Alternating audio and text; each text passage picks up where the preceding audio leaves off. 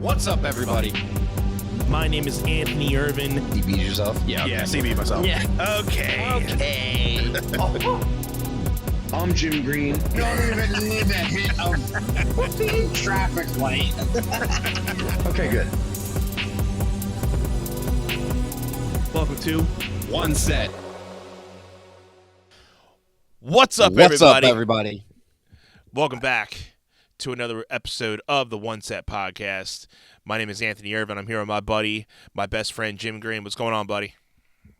What the actual F, man? What the F?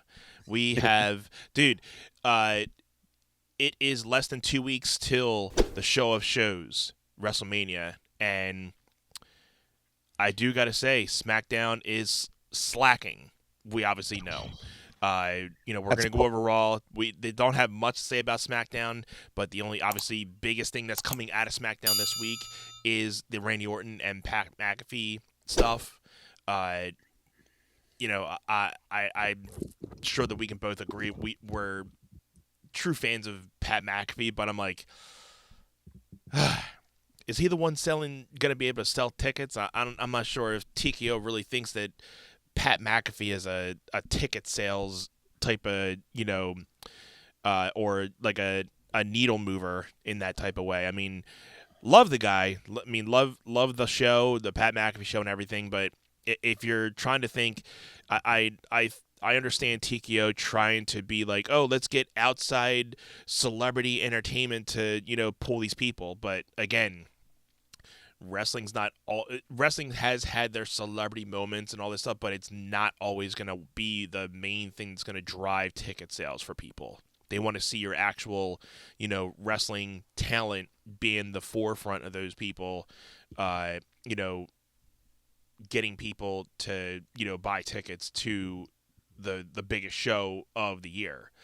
So, I mean, it's great to see that, they're trying to figure out ways, but I think they definitely, hit a miss with this one, but they're going to do it no matter what. I mean, I'm stoked to kind of see how Pat reacts as a heel, but as a fact of saying, oh, this is going to be something that's going to make people buy more tickets, I don't think so.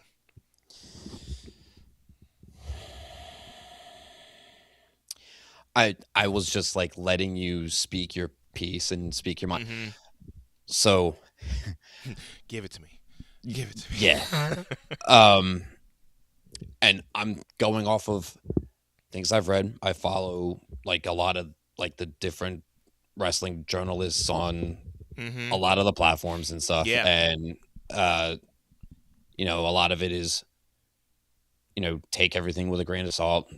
But a lot of the stuff that I read through, it comes to fruition in some way, shape, or form. What I've gathered from it is Ari loves Pat McAfee and loves his tie with ESPN, and they're trying to appease ESPN, having moved all of their PLE streaming to ESPN. And I understand the intention from the corporate aspect of it. I understand it. Right.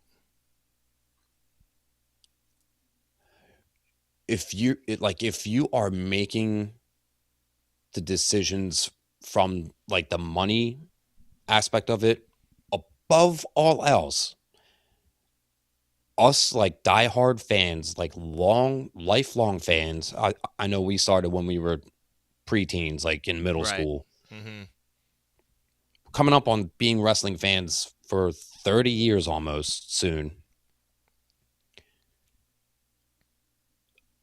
If the priority isn't making the wrestling fans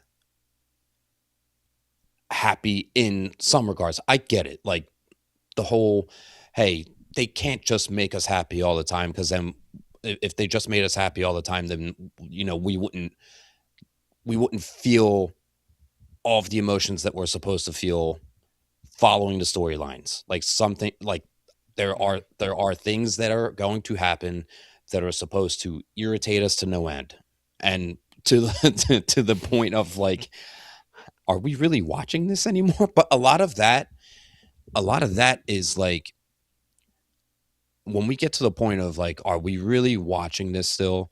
Was like when the creative decision making felt lazy, or it just straight up didn't make any sense. This Pat McAfee stuff doesn't make sense, right? Like, so Mhm.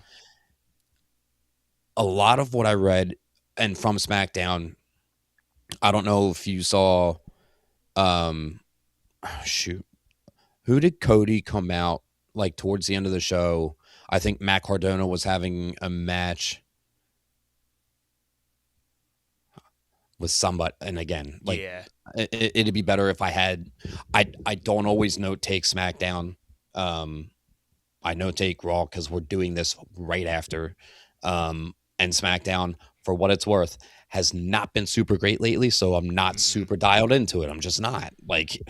Nah, I was up in the mountains, so I didn't get to watch the whole thing, but I was getting, feedback from people, and, I heard about the Pat McAfee thing, and I'm like, oh, here we go. This is going to be the big thing coming out of it, so.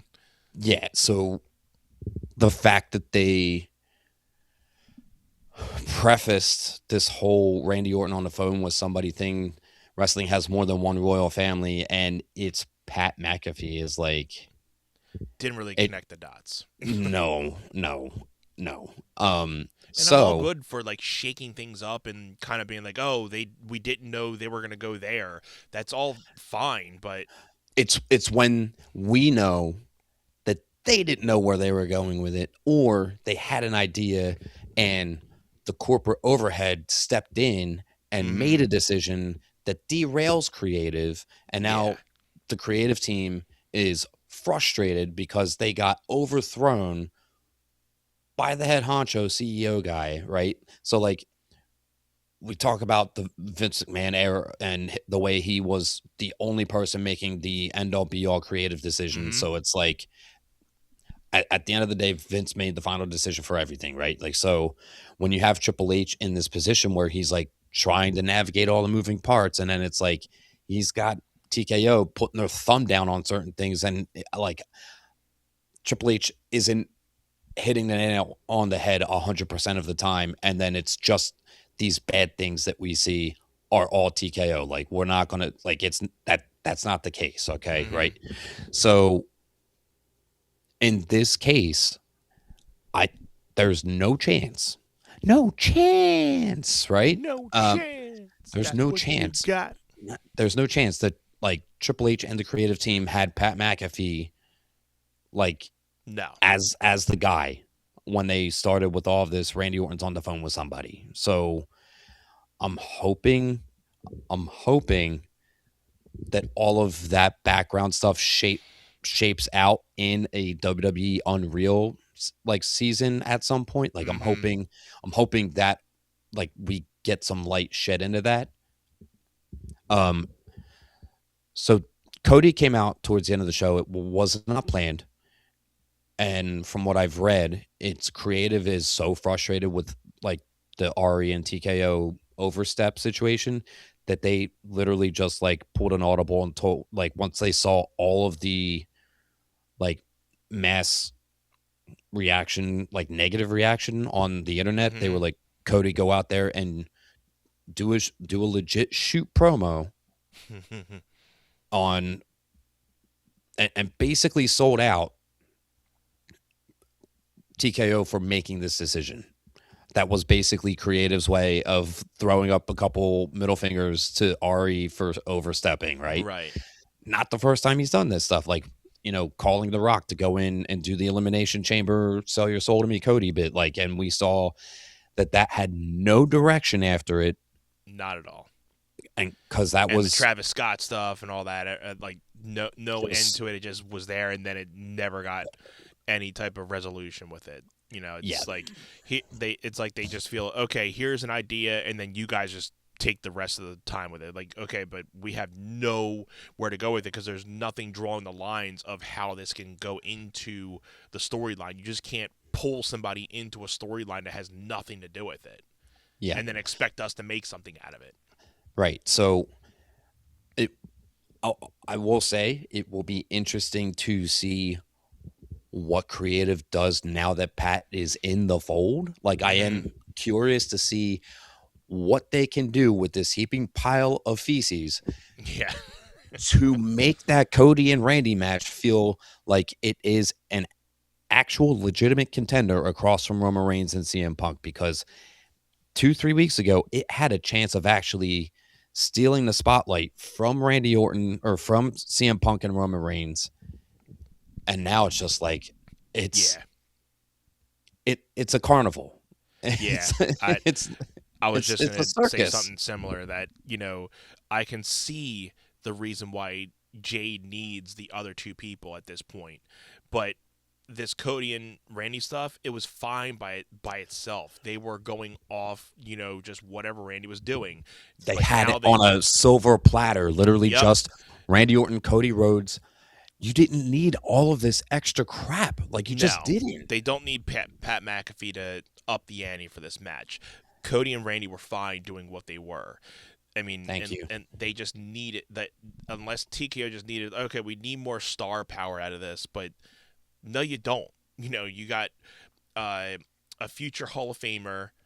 I mean, potentially two potential Hall of Famers in them, but eventually, Randy's going to be in there a lot sooner than Cody.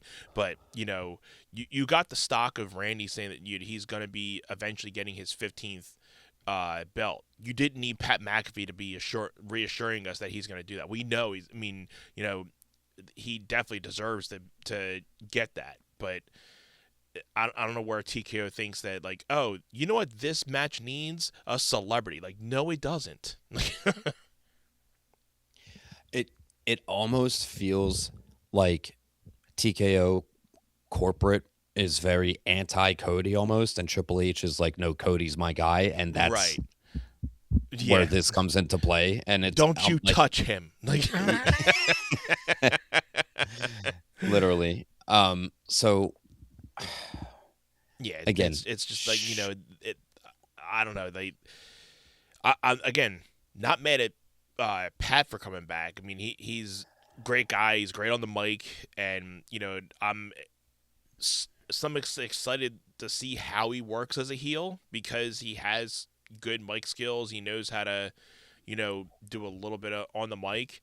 It'll be interesting to see how he works as a heel. But again, on the big aspect of it, he doesn't need to be in this match. He doesn't need to be affiliated with it. It makes no sense.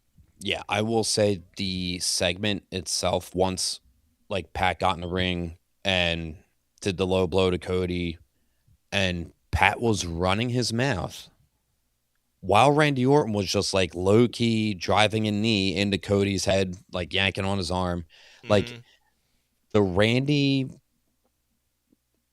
the continued beatdown, so to speak, with Pat doing the promo at the same time. I noticed that. Yeah. Well, it was a little weird, and I feel like Pat's pacing.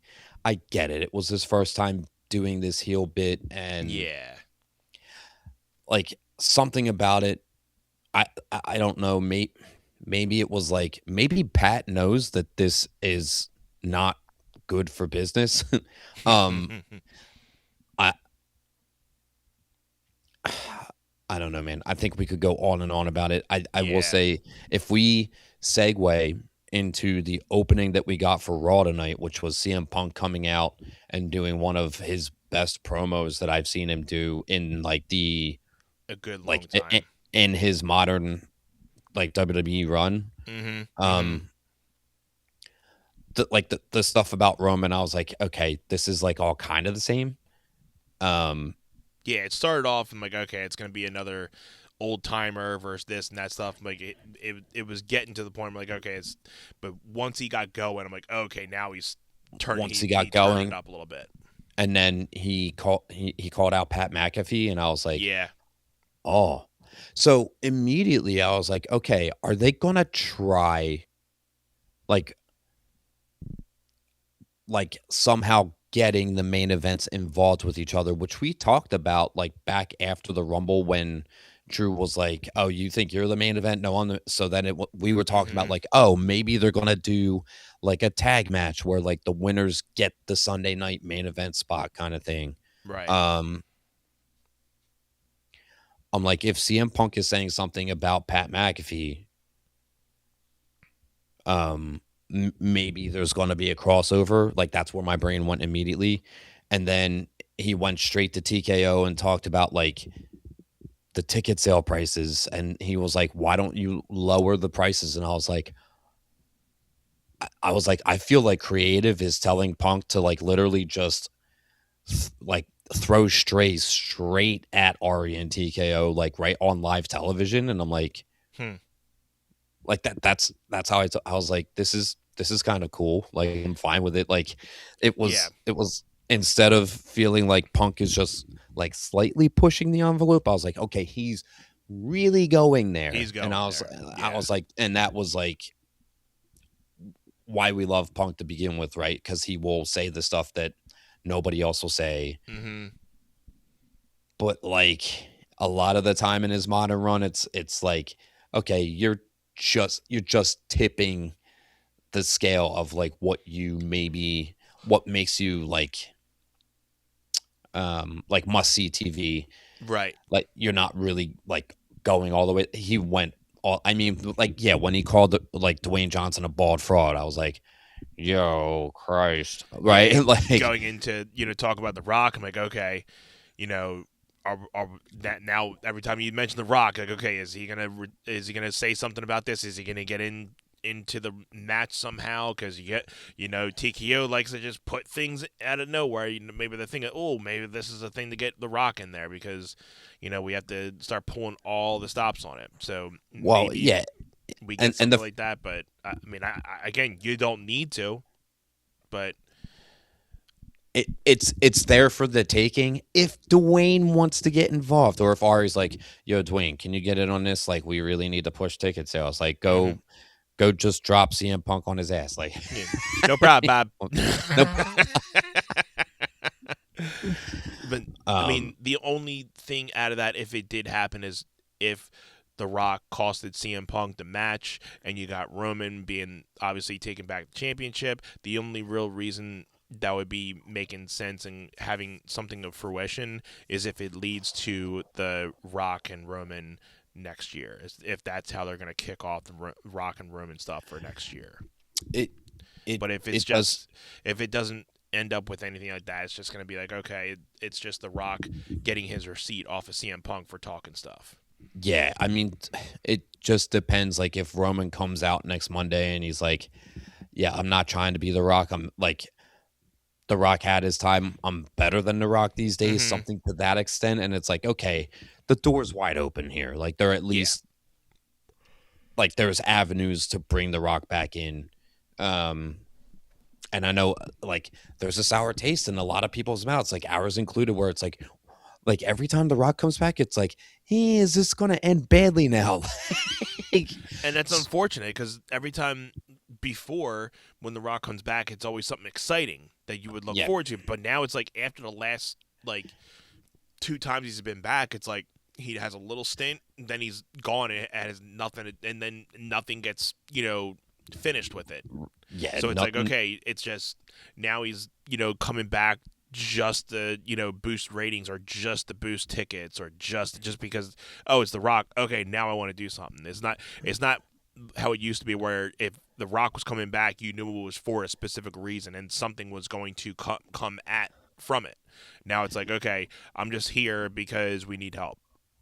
Yeah, every time he comes back, it's like this week on Unsolved Mysteries. Like, Yeah. it's still like, what did The Rock hand Cody Rhodes? Like, we don't know, we don't even know That what he gave again, Cody Rhodes to. yeah, Like, that too. and Like, that was literally right after WrestleMania 40. Like, we have yeah, no idea what that our even story's was. not over. Like, okay, why not?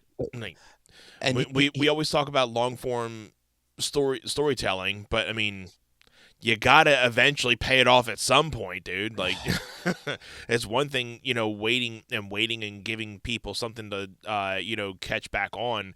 But it's like when you just give people something to catch bait on, but then you're just like, okay, we're just gonna leave it out there and just keep on marinating it and marinating it, and like, okay, it eventually this stuff's gonna burn out. Yeah, you can throw all the marinade on like all you want. It's going to expire. It's going to get stale. It's going to be bad for us. We don't want it. Yeah. So, All in all, I like how you said earlier. I think we were talking a couple episodes back where, now it's just pushing the needle on which main event is going to be the better one. Roman and CM Punk just pushed that needle to their side a whole bunch after the Pat McAfee thing just happened. well, it's almost like Punk watched the backlash that like happened after Pat stepped in on SmackDown, and he's like, this is going to be a cakewalk now. Like, Let me say something. Yeah, let me capitalize on all of that and just make us the absolute, like, we're the Sunday night WrestleMania closer. Like, there's no doubt about it. I mean, once you saw him, sit in the ring Indian style, you knew something was gonna. You knew he was gonna say some stuff. So, if anything, before we get more into Raw, make sure you guys are, commenting in the comments with us. We are live, so we want to hear your thoughts on Raw tonight and anything else you guys want to know about SmackDown. We kind of just gave our, little 2 cents on, the main big topic coming out of there. But, we'll be getting into some Raw talk here. But definitely, let us know in the comments what you thought of Raw tonight. What are your big moments? What do you, what are your thoughts going into WrestleMania now that we're less than 2 weeks away? We want to hear from you guys just as much as you guys hearing our, thoughts on it. Yeah. But, back overall, with, I thought SmackDown was terrible. Yeah, it's still not, giving, spots of, like, it's not doing anything at this point other than the Randy and Cody stuff. Despite what happened, that's the only thing that's going out of SmackDown. It's like, that's watchable. Yeah, I know there was like one good thing from SmackDown, and I was like, hey, this is the best part of SmackDown. And it wasn't even anything super great. So like it was like the week before that, I was like, how is Jelly Roll the best part of SmackDown? Like, that's not great. Right. Alas, let's get into the rest of Raw. The Punk opener was like, holy cow. That's like the Punk that we grew to love, right? We got Theory versus LA Knight. This was just setting up the 6-man tag match, which, like, okay, great. We have a spot on Mania for the Usos, for LA Knight, for the Vision, and it's all in one match altogether. Like, how about that? And he doesn't get fed to Brock Lesnar. Thank God. Thank goodness. At least he stays far away from that. Yeah. I will say, ISHO Speed had this really cool moment where, like, the Usos stopped him from coming up the ramp and, like, just leaving. Yeah. He turns around. He does this, like, toe touch, like, spring, Javon Evans style, just right over security. And then he goes to, like, sprint and run into the ring. He hops under the rope, and he's like, hit. And he just stopped. He just stopped, and I was like, "Oh my god!" He just ran so hard and got nowhere when he did that baseball slide under the bottom rope. Yeah. All right, LA Knight calls out Adam Pearce. He's like, "Make the match for WrestleMania," and Adam Pearce is like, "Okay, sure." It's official. Yeah. In the meantime, Nick Aldis is telling Sami Zayn, "There's no room for you on WrestleMania." I know you got the championship, but. Can we say pre-show? But Friday Night SmackDown. Had it not been for Sammy getting that United States title, Nick Aldis was like, "There's no room for you." And okay, I mean that's all I really got out of it was like, okay, they made the 6-man tag match. Sure, let's go. Yeah. We got the Finn Balor versus JD. JD McDonough, and literally it was just a setup for Dom to run down and take out Finn, threw him in the ring, and like the beatdown on Finn was a little weird to me. I will say, at least they didn't have a whole bunch of officials running in and trying to break it up, because Yeah. I've had it up to here with that. Is just Yeah, breaking up every single fight is a little redundant. Just let them do what they need to do, and let the face or the heel get the one up, and again, that that'll come to fruition at Mania, and just letting them just duke it out. But yeah, I'll agree with you that they don't need security every single time a fight breaks out. Yeah, and this match has just been so like long time coming that it's like just get me to Mania, get me to the match, because like this match should have happened a year ago, like or I at agree. least at SummerSlam. So it's like I don't even care about the build. Like just get us to the match. Yeah, long time coming. I mean, it was definitely cool to see Finn doing his intro again, and just living in the babyface world of doing the whole iconic Finn Balor intro. So yeah, I was stoked to see him in his presence. Would have never guessed Dom was gonna jump. Yeah, man. I think having JD there kind of helped Dom with his confidence with that, but and obviously catching him off guard, because Dom's good at that instead of facing people one-on-one like that. But yeah, I actually kind of thought like, okay, maybe they pulled like that move to protect JD from eating a pin from Finn right away, like because JD did just come back. It's not like, okay, before it was like, oh, JD's just jobbing out to everybody, like he's just eating pins left and right, like, and Right. it was fine because like his in-ring work was really good, and he's like very much like on the bottom of the totem pole, so it was fine. But now that I feel like they're trying to protect him in a way, so like him not eating a clean loss to Finn, probably a good thing. Yeah. After that, we rolled right into like an AJ Lee and it was AJ Lee and Michael Cole doing like a backstage like Interview type. like earlier today, and I literally looked up on Spotify elevator music and muted the television because I was like, just get me to the match. I don't care. Yeah. You've been openly just as much as like how I feel like your thing with this is just as much as my priest talk. Like just get me there, dude. Like Yeah, I don't even care. You legitimately hate Damian Priest, but I do. For me, it's like I don't hate AJ Lee. I don't hate Becky Lynch. I hate their chemistry in this build. It's weird. Something's weird about it, and I'm like, just do the match. I don't like how many times they've been in the ring together already in a match. Like, so this Mania match doesn't feel important at all. So I'm like, just get it over with. I don't care.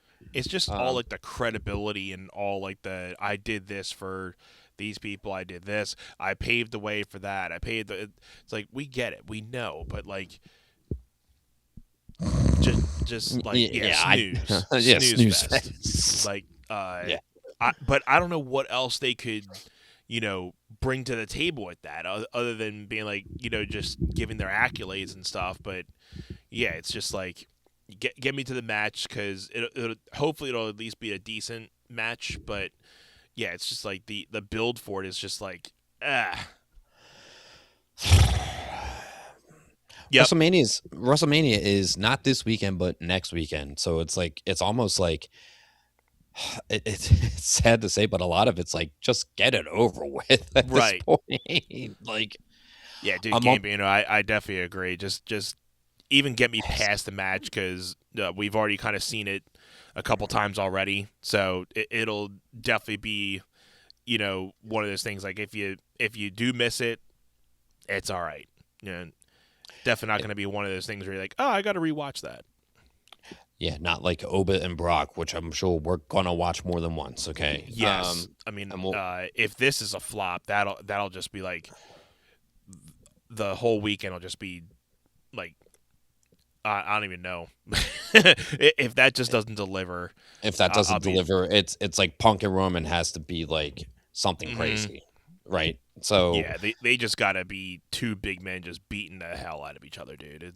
It's gonna, and especially since they closed out with that, and going back on the fact that obviously that's a specific time you would obviously need security because that's that typical like okay big man trying to hold everybody back. They're like okay I'm gonna break the chain get there. So I'm cool with that. That's the first time that they actually had to be restrained back. And again, Oba's still getting the one up on Brock. So, do we get them both next week again and Brock gets the one up going into Mania? Or do we just continue to get Oba, just manhandling him? That kind of worries me though, because that's a typical if you're that's if they're thinking okay, Oba and then Brock, it's something's going to eventually throw it off, but yeah. yeah, and it's almost like, are they really going to go like nose to nose and not do anything? No, these guys are trying to tear each other apart at all costs right now. So it's like, more on that. Seth Rollins comes out and insinuates that Gunther is in business with Paul Heyman. He basically is like, I don't have any personal problems with Gunther, but if you're working for Heyman, then this has become really personal. And then in the ring comes Gunther, like from behind, tries to choke out Seth, and then Seth like counters it, and then he has Gunther there for a second. Gunther rolls out of it. Seth jumps out of the ring, goes to dive on Gunther. Gunther catches him, throws him over the commentator table, and then they like brought in, and guess what happened? The officials ran out and tried to break it up. Yep. It's like they were doing work tonight. Like just by the time they get back to Gorilla, like, oh, get back out there. Like literally just teardrop the ramp at this point. Like I can't wait for Mania to be over so these guys just get to stay home. Like right. It's like, where were these officials when this Pat McAfee stuff was happening? Because they could have just stopped Pat from talking. Well, yeah, they were surrounding the ring, and basically Randy was like, "Get out of here! Get out of here! Stay out of the cat box!" Right? Get back in the fiery water. The freaking Dane Cook. Yeah. A lot of Dane lately in our like DM text. Yeah. I love that little TBT Flashback Friday business. We get a Stephanie Vaquero pre-tape, which is like, it helps move the show along when you have a couple of these, and it's also, but like, how not only do we have Rhea and Jade getting all of this time on Fridays, now we have Rhea and Jade on Mondays. Like, as soon as we're going to talk about that. After the Steph Vaquer pre-tape vignette, we got Penta, Dragon Lee, and Javon Evans against the Americano six-man tag match. Like the babyface trio were a lot of fun. Then suddenly Rey Mysterio's music hits. Yeah, I missed this segment, but you were saying about the Rey Mysterio stuff. So okay, so Rey Mysterio comes out, and I'm like, okay, is Rey just going to endorse Penta or the IC ladder match and just be like, oh, or is Rey Mysterio going to be the special guest referee because he's not medically cleared to compete, right? And then all of a sudden, Rey Mysterio was like, I was talking to Adam Pearce, and like, I missed last year's WrestleMania, and there's something missing for this year's WrestleMania, and it's Rey Mysterio, and I'm in the match now. And I'm like, what? I was like, okay? Okay. Okay? So it was interesting to me that I was like, oh my God, Rey's cleared. And I was like, wait a damn minute. Wait a tech. they were going to run this Gunther versus Rey Mysterio retirement match at WrestleMania. Mm-hmm. Rey Mysterio gets injured, and then they make the Seth and Gunther match official last Monday, and then all of a sudden Rey Mysterio is cleared to compete this Monday. I'm Yeah, like, right. okay, I'm Rey, back. I see what you did there. You totally fabricated this. You jokester. You didn't Yeah, he really knew what he have was doing. you didn't have broken ribs. You was just joshing us. He was just joshing us. So I thought that they were having that 6-man tag to add allegedly Ludwig Kaiser El Grande Americano into the match. Totally makes sense. And then Rey Mysterio was in the match, and I was like, all right, this is good. Ant, who else would you add to the match? First, I would definitely be taking out Rusev because he's just the oddball out of it. But Like, if you have Rusev in there, it's like put Sheamus in there. Like, give us like a potential. Like, I think Sheamus is out on injury. I'm not 100% sure on that, but it's like you could put Rusev in there to tease, like, oh, is he going to do the Grand Slam thing that they've been like teasing for years? Mm-hmm. Right, yeah. Again, I don't know. Never got paid off, but you know, we'll see. There I mean, may still if be you time. could have, I don't think it really has much sense because he hasn't really been in the IC, picture. But he obviously just coming back and kind of getting his feet wet with being coming back. Matt Cardona, throwing him in there probably would make a little not sense, but like at least give him some type of like, okay, he's at least in a title match. Yeah, But yeah, I would take Vikingo from AAA and put him in the match just to give us that AAA representation. It's like he has worked with some AAA in there. He has worked with Penta and Dragon Lee and Rey Mysterio. Like, I mean, the fact that we're getting Rey Mysterio in the match and like Javon Evans is getting to work with Rey, which is great. Yeah. Yeah, it almost makes me feel like, do they just have Rusev get kayfabe injured to take him out? And then, I don't know. Because he is the odd one out. Because everyone else in that match is lucha or high flyer of some sort. So it's like, oh, you got like one like musclehead, meaty wrestler in there. And it's like, it's going to be so, That's why it's going to be doesn't so make out sense. of place. I mean, it's just like the oddball out where,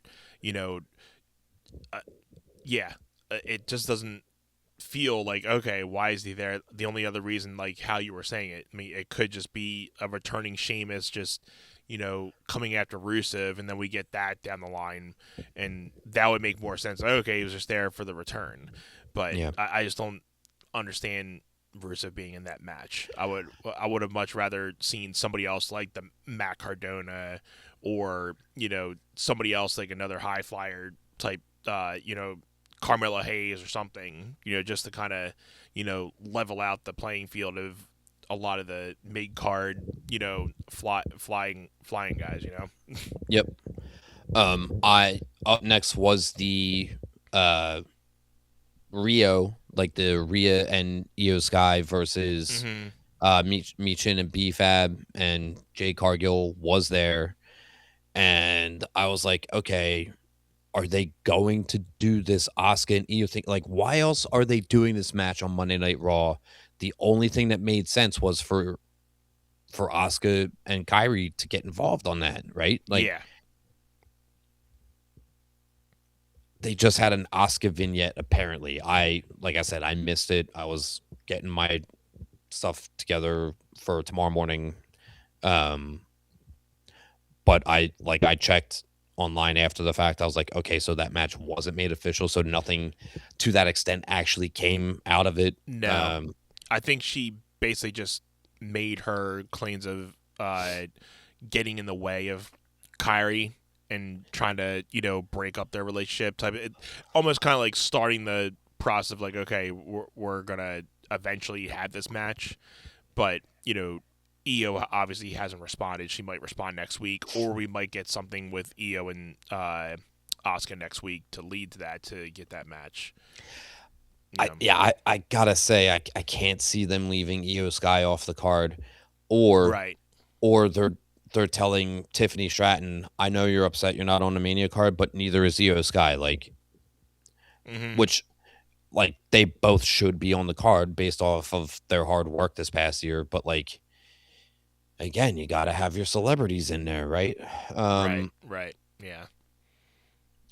And which I will say, like, if we go back to WrestleMania 14, Mike Tyson was a special guest referee between Shawn Michaels and Stone Cold Steve Austin. Like, celebrities at WrestleMania, it's not a new thing. It's just the oversaturation for the sake of there's so much cross promotion happening right now. It's absurd. I mean, you look at the ring mats with all of the like corporate logos, and it's like, just do the plain flat. It looks so much cleaner.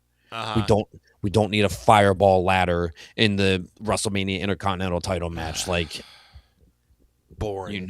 Because that happens because they have done it with the Money in the Bank more than once now. It's like, they're just stick to the wrestling, stick to the traditional fashion. We understand with ads and sponsors and all that, we know all that, but you don't have to put it blatantly in our faces to be like, buy this. Like, we know you guys have a bunch of ad revenue and sponsor revenue and all that stuff, but doesn't need to be thrown in our face on the mats, on the tables, on the chairs, and everything everywhere else. Just give us a match, and we'll find the other stuff eventually. Seriously, the closing, like the closer segment, like the finale for Raw tonight was the Brock Lesnar Obafemi contract signing, and they had a table in the middle. I mean, they always have a table for the contract signing, and it's like, okay, 9 times out of 10, someone's going through the table. And in this scenario, I was like, okay, it feels like Oba's going to lift up Brock and do like his slam push situation. But instead, he basically just jumped on Brock, and Brock fell back through the table. And I was like, okay, that was like a little bit more organic of like a, hey, we're just brawling kind of thing, which has been like what they're doing. And then you had a million people pulling them apart, which like we said, like for that situation, it makes a lot of sense. We don't need these guys getting pulled apart left and right to try to build the hype around the feud and the match. It's like, it's the only one that made sense tonight to actually have them being pulled apart, because you want to wait for that at Mania. You don't want to take away all the, fighting at right now. You obviously want to wait and so they get their hands on each other at Mania. But yeah, when that's like almost every feud for the night, where every time somebody gets into a brawl, they have to pull out security, it gets redundant. It's super redundant. Thank you. Just over. Anth, I will say probably like the biggest news that came out of Raw tonight wasn't the announcement of that 6-man tag match. It was that they are announcing the Saturday and Sunday match assignments tomorrow morning on ESPN's like morning wake up, whatever, at like 9:35. I'm like, cool, I'm on break until 9:45, so I am going to hop in and catch what is going where. Did they say tomorrow, or did they say Saturday morning? I think it's tomorrow. I'm pretty sure it's tomorrow.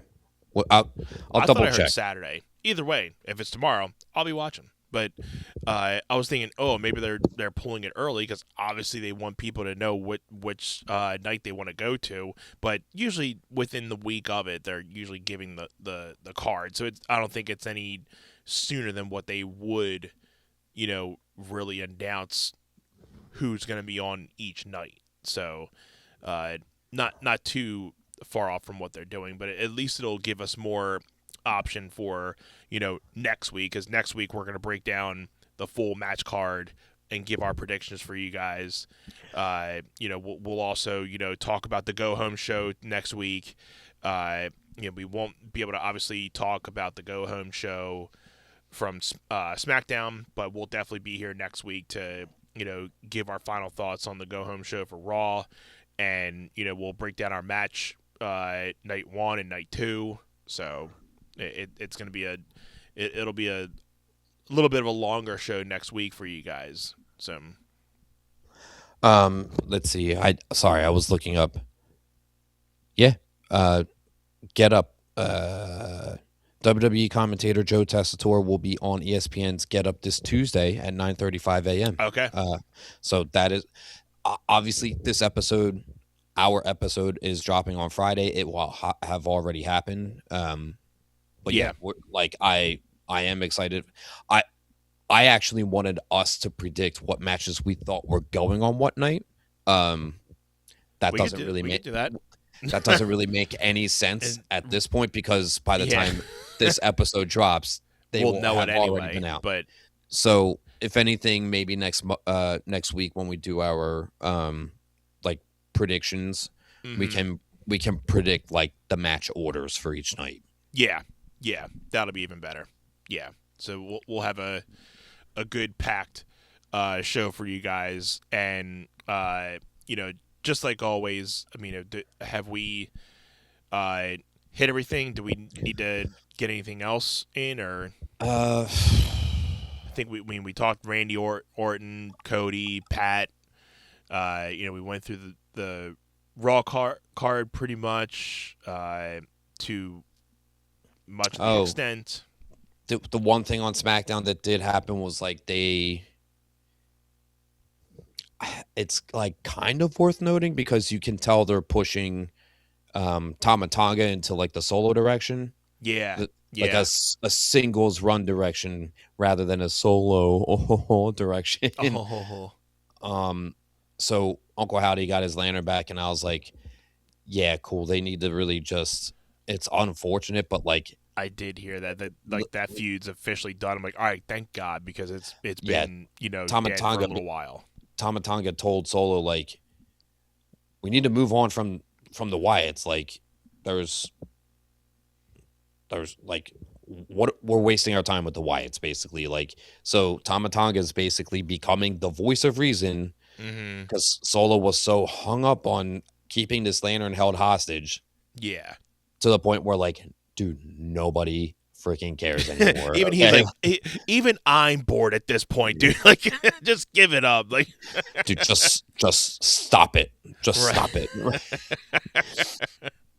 I heard, I saw somewhere, I forget who posted on Facebook, but Solo is still out of having a debut moment at WrestleMania since he's been on the main card. So, again, I did see that. I will say, like, it's crazy that Solo's big moment was he basically costed Cody Rhodes the main event of WrestleMania 39 with the Samoan spike, and then Roman Reigns hit the spear. Yeah. Other than that, Solo hasn't been on Mania yet, and it's like that kind of stinks.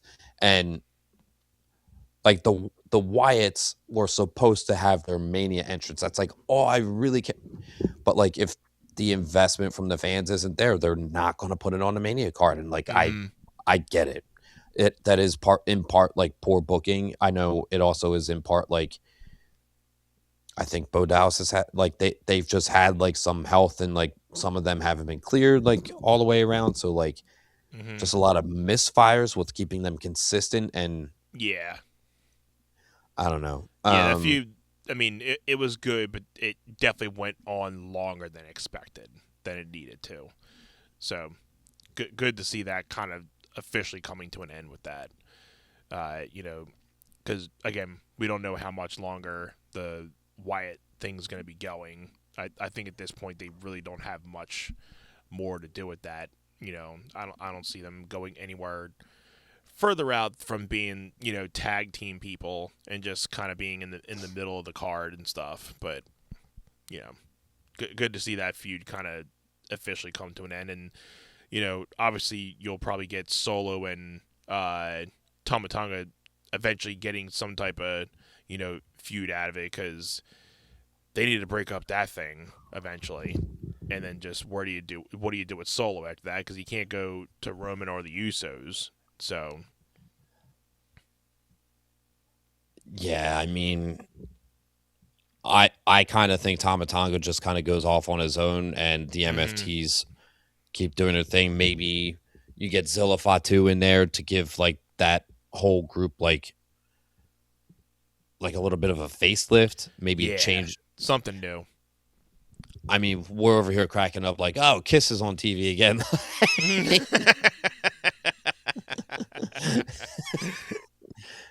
Gene Simmons' tongue is running out the TV. Right. I guess like the last thing, little interesting is their first year doing NXT Stand and Deliver, not WrestleMania weekend, which I think is kind of like it kind of stinks because I think those performers looked forward to participating and working the same weekend as WrestleMania because people are already in that town. I don't know if maybe they thought like, oh, we don't want to take away the ticket sales from all the other things that we have going on in Vegas, so let's do it 2 weeks before. Yeah. I will say I did see I didn't watch any of the show, but I did see that Lola Vice is your new NXT Women's Champion. I did see that too. Tony D'Angelo is the new men's NXT champion, and Tony D'Angelo has been around for a minute, so it's good to see him get this opportunity, and let's see where he goes with it. And when I say let's see where he goes with it, I mean let's see how long he's down there before he's on the main roster because we don't watch NXT. Yeah. Yeah, we don't watch as much as we should, and we did have a stint a couple years ago. We were trying to stay up on it, but it's we felt like it was our duty, like we were kind of obligated to pay attention to the ones that were up and coming. Like I know we watched the first season of LFG, and then I got through like the first 2 or 3 episodes of season 2, and I was like, all right, this is kind of annoying, honestly. Like, and it's good to see the two guys in like Jasper and the other guy, Shiloh. It's good to see that they're actually getting some TV time on that. So it's good to see them both on there because I think Shiloh, he did have a little stint at Stand and Deliver. I'm not sure if Jasper did, but I know he's getting TV time as well. So it's cool to see, that LFT, the people from LFT have gotten, some worth out of it. Yeah, I will. You know what? That just made me remember. I'm pretty. You remember Tyra May Steele, right? I think. She was like the Olympic gold medalist on LFG. Yeah. She was. I think she was on Undertaker's team. Yeah. I'm pretty sure she won. I thought I saw she got fired from NXT. I'll have to look into that because like I'm looking around now and I'm like, we can talk about this next week. Not like super important. And if nothing else, if you're good, I'm good on my end. Like I said, we're gonna have a little longer episode next week with us giving our match predictions. We'll go over a little bit of Raw, so we'll be on for maybe an extra like half hour or something next week. But we'll have the go home show for everything. Then we'll be talking WrestleMania. I mean, we're within the 2 weeks of it. It's gonna start heating up, and thank you all for being here once again. Make sure you guys are following us right here on YouTube at One Set Pod, and check us out on Facebook, TikTok, Twitter, and Instagram at the same handle, One Set Pod. Check us out on our Gmail. And Jim, let everybody know where they can hang out with us outside of our episodes. That is the Facebook group One Set Famhausen. Again, that's Famhausen. That is One Set Fam on Facebook. All of our community interaction is really through there. Come hang out with us. Come chat with us. All things WrestleMania. And I mean, the 10 days leading up to Mania, I'm going to be in and out of that group for sure. We'll definitely be, asking people's thoughts. We'll be, reposting some things we see around the internet, and just try to keep everybody updated, getting their thoughts. So it's a cool little community chat hangout for everybody. So make sure you guys are there, and shout out to everybody on the community for sticking with us, and love the little community we're trying to build. So Yep. Thank you all. This has been One Set. We'll see you on the next one. Anthony, love you, brother. Until next time, all the love to yous.